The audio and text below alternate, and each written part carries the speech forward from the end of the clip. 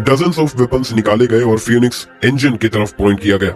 जो पायरेट्स अभी तक जोर से हंस रहे थे, उनका चेहरा तुरंत बदल गया। फिनिक्स इंजन, जो हर सिचुएशन में शांति से रहता था, उसने बालियान को इग्नोर किया और अपनी नजर सिर्फ साइलेंट हेवनली ड्रैगन किंग पे डाली। उसने अपने हाथ झुके हुए पॉकेट्स में डाले और मुस्कुराते हुए कहा, ये जिंदगी में एक बार मिलने वाला मौका है। तुम्हारे पास काफी ताकत है और मैं तुम्हें रास्ता दिखा सकता हूँ ताकि तुम नेवी से बच सको। मेरा यकीन करो, अगर तुम ये मौका खो देते हो तो तुम्हें कभी भी ऐसे अमीर जमीन पे अटैक करने का इतना अच्छा मौका नहीं मिलेगा।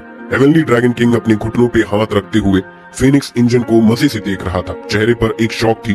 तेरा नाम फिनिक्स इंजन है ना? तुम सच में एक काफी इंटरेस्टिंग आदमी हो। तुम पागल हो पर हिम्मत वाले भी हो। अगर कोई ऐसा बंदा तुम जैसे साउदर्न सीज में आता तो मैं बिना किसी हेजिटेशन के उसको मार डालता, क्योंकि तुम्हारी हिम्मत बहुत ज्यादा है। तुम जैसे दुश्मन का जीना बहुत डेंजरस होता है। तुमसे वफादारी की उम्मीद रखना भी बेकार है। अगर तुम्हें अपने नीचे रखो तो मुझे खुद तुमसे खतरा हो सकता है। उसने अपना हाथ बढ़ाकर फिनिक्स इंजन की तरफ इशारा किया। तो अब जाओ, मैं तुम्हारा ऑफर नहीं मानता। हेवनली ड्रैगन किंग की गजब की आवाज टियान लॉन्ग आइलैंड की गुफा में गूंज रही थी। फिनिक्स इंजन ने अपनी आंखों को थोड़ा सा नीचे किया। ड्रैगन किंग ने उसका प्रपोजल रिजेक्ट कर दिया और ये उसके लिए बहुत डिसअपॉइंटिंग था। उन्होंने पहले के बैटल में अपने 5 मेंबर्स खो दिए थे। अगर उनको लैंडिंग ऑपरेशन कंटिन्यू करनी थी तो उन्हें अपनी ताकत दोबारा बढ़ानी पड़ती। इसीलिए उन्होंने फेंग वैन के साथ बात की थी और दोनों अलग अलग रीइंफोर्समेंट ढूंढने के लिए गए थे। साउदर्न सीज के जो पायरेट्स घूम रहे थे वो सबसे बेहतरीन पार्टनर्स थे, लेकिन हेवनली ड्रैगन किंग ने बिल्कुल भी रुकावट नहीं दिखाई। बिना किसी हेजिटेशन के उसने मना कर दिया। फिनिक्स इंजन को समझ आया कि उसे अब और कन्विंस करना बेकार है। उसने मुस्कुराते हुए ड्रैगन किंग को सलाम किया, जैसा आप चाहें। लेकिन फिर उसने अपनी आंखों में एक जुनून के साथ अपना चेहरा उठाया।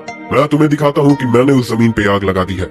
स्काई ड्रैगन किंग ने फिनिक्स रन से कहा, चाहे एक बेवकूफ और अनजान रोनिन के पास कितनी भी ताकत हो, एंड टाइम्स के बीच में वो कोई काम नहीं आएगी। आज नहीं तो कल तुम अपने आप को मार दोगे। फिनिक्स रन ने स्काई ड्रैगन पायरेट्स को प्रोवोक करने में फेल हो गया और गुस्सा होते हुए वहाँ से मुड़ गया। उसने सोचा, कितना डरपोक है ये पायरेट। मैं यहीं रुक के कुछ ज्यादा इंफॉर्मेशन पता कर लेता हूँ, ये सफर वेस्ट नहीं जाएगा। लेकिन जैसे ही वो केव के बाहर निकल रहा था, पीछे से एक अजीब नजर उसको देख रही थी। स्काई ड्रैगन किंग का आवाज केव के अंदर गूंजने लगी, बेवकूफ रोनिन, ये समझ नहीं पाता कि ट्रांसेंडेंट फोर्स की कितनी डरावनी ताकत है। अनजान लोगों के पास अगर लास्ट डेज में ज्यादा ताकत हो भी तो उनकी जिंदगी बेकार जाएगी। स्काई ड्रैगन किंग की नजर नीचे भीड़ पर पड़ी। उसने महसूस किया कि कुछ अपने लोग टेम्प्ट हो रहे थे। आखिरकार उनका स्वॉर्न एनिमी एक बड़े देश की नेवी थी। सिर्फ एक शिप जो सबसे बड़े एडवांस वेपन से इक्विप थी, उनकी पूरी फ्लीट को तबाह कर सकती थी। जमीन पर आर्मर और आर्टिलरी का कोई खास फायदा नहीं था, लेकिन गहरे समुद्र में वॉरशिप्स की ताकत कभी कम नहीं होती। स्काई ड्रैगन पायरेट्स जो स्टेरी सी में घूमते थे, कभी भी डीप सी के टेरिटरी के करीब नहीं जाते थे। ध्यान से सुनो तुम सब इडियोटिक लोग, स्काई ड्रैगन किंग ने गुस्सा होते हुए कहा। मेरे परमिशन के बिना किसी भी रोनिन से मिलने की कोशिश मत करना, वरना मत कहना मैंने वार्न नहीं किया। नीचे भीड़ जल्दी से अपना सर झुकाकर जी महाराज कहने लगी। लेकिन एक पतला आदमी जिसके दांत तेज थे और आंखों में एक शैतानी चमक थी, कैन्यूट ने सोचा, ये रोनिन थोड़ा इंटरेस्टिंग लगता है। अगर मैं इसके साथ मिलके हाक्शाओ को गिरा सकूं तो सी ड्रैगन किंग को इम्प्रेस कर सकता हूं। कैन्यूट ने फिर अपने फॉलोवर को फोन पे ऑर्डर दिया, उस रोनिन को रोक लो जिसके सर पर न्यूज बॉय हैट है और उसे मेरे पास ले आओ। फिनिक्स रन केव से निकलने के बाद जल्दी नहीं कर रहा था सी ड्रैगन आइलैंड से जाना, क्योंकि सी ड्रैगन पायरेट्स का बेस सी ड्रैगन आइलैंड सिर्फ उन पायरेट्स का घर ही नहीं था, बल्कि उनकी फैमिलीज और वर्कर्स भी यहाँ रहते थे। आइलैंड के आसपास हजारों शिप्स डॉक थी, लेकिन उनमें से ज्यादातर छोटी बोट्स और फिशिंग बोट्स थी। सिर्फ 7 शिप्स थी जो साउदर्न सी के छोटे देशों से लूट कर लाए गए थे और उनका डिजाइन पुराना था।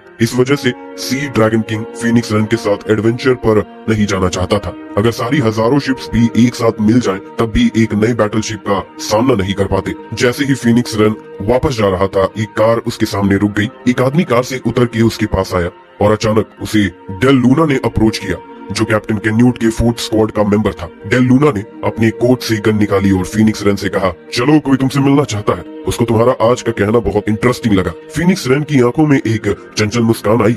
उसने जाना कि ये ग्रीडी और एरोगेंट पायरेट्स उसकी बातों से बेपरवाह नहीं रह सकते थे। चाहे सी ड्रैगन किंग उन्हें मना करे, हमेशा कुछ लोग होंगे जो रिस्क लेने की हिम्मत करेंगे, वरना वो पायरेट्स कैसे बनते। फिनिक्स रन ने पूछा, कौन इंटरेस्टेड है? तो डेल लूना ने जवाब दिया, तुम जल्द ही जान जाओगे। फिर फिनिक्स रन ने उसे फॉलो किया और कार में बैठ गया। डेल लूना ने उसे एक ब्लाइंड फोल्ड दिया और कहा, ये पहनो और मत सोचना कि इसे उतारना है, समझे? फिनिक्स रन ने बिना झिझक के ब्लाइंड फोल्ड पहना और आराम से उनके डेस्टिनेशन का इंतजार किया। काफी देर तक सी ड्रैगन आइलैंड के आसपास घूमने के बाद उन्होंने एक बहुत बड़ी आयरन क्लैड वॉरशिप के सामने कार रोका।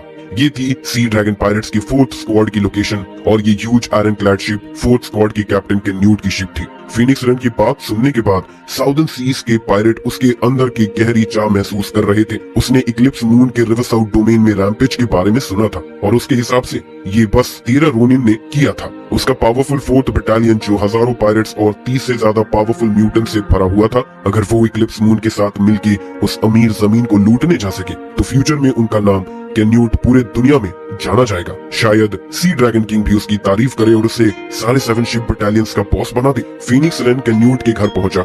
वहां एक पतला आदमी जिसका नाक थोड़ा मुरझाया हुआ था, उसने उसे डर भरी नजरों से देखा। रोनिन, जो तुमने सी ड्रैगन किंग को बताया, क्या वो सच है? क्या रिवरसाउथ डोमेन वैसे ही कमजोर है जैसा तुमने कहा? फीनिक्स रन के मुंह पर हल्की सी मुस्कान थी।